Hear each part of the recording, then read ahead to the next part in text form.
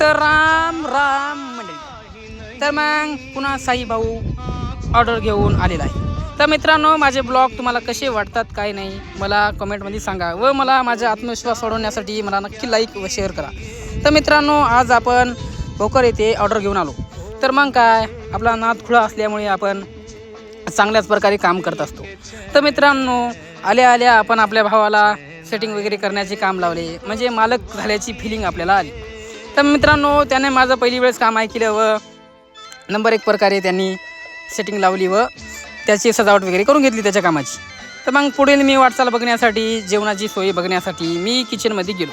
तर किचनमध्ये गेल्याच्या नंतर मला भूक लागली. मित्रांनो, मी त्यांना म्हणलं मला भूक लागली. तर मग ते बुंदी काढत होते. तर त्यांनी म्हणले साई, याच्यामध्ये अजून गोड पदार्थ मिसळलं नाही. तर मग काय, आपण बाहेर जाऊन थोडंसं खाल्लं. तर मग आपण तिथे आलो व तर पाहतोय तर काय, चितगिरीच्या पोरांचा नाद खुळा. तर मग त्यांनी चांगल्या प्रकारे डान्स वगैरे केला.